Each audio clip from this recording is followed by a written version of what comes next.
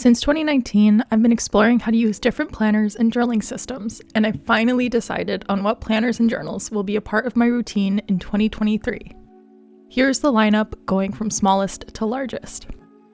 First, I have the MIDORI Ring Memo, which I'm going to be using as a to-do list.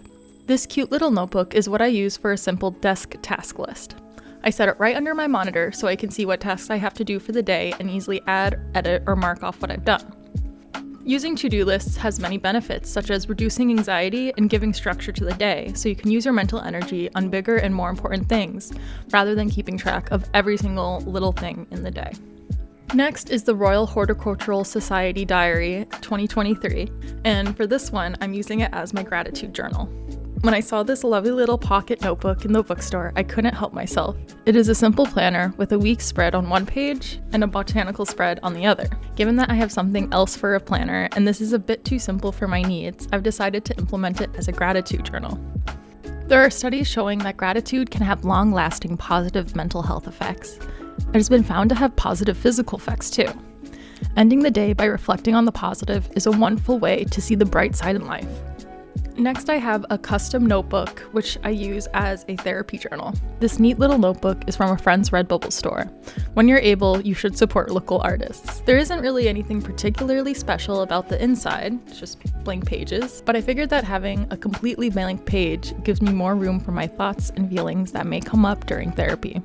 Next, I have the Art of Nature Botanical Collection Garden Gathering Notebook, and this one I'm using for my tarot journal.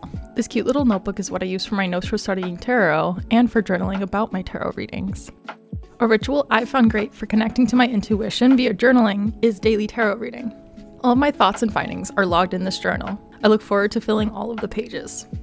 Next is the Well Managed Forest Suede Leather Journal, which I just use as my general journal. I was really lucky. I found it at Marshall's on sale for like $11, which is great for genuine leather. In this book, there are no rules except to put the date on the top of the line of whatever I'll be writing or drawing. It is no secret that journaling can help with mental health by managing anxiety, reducing stress, and coping with depression. Adding daily journaling to your routine can bring more awareness to what is and isn't working for you in your life, and therefore make way for positive change. And finally, we have the Hobonichi Techo 2023 Cousin, which I will be using as my planner for 2023. The Hobonichi Cousin is my favorite planner. I've made many videos and posts on why the Hobonichi is so great for organization and productivity. This book includes a habit tracker, monthly spreads, weekly spreads, and daily pages, so that all of your planning needs can be met. I'll be making posts on the Hobonichi and all of the other journals I featured, so if you're interested in tips on wellness, productivity, and creativity, follow my blog and subscribe to my YouTube channel. Thank you for watching, and I'll see you in the next one.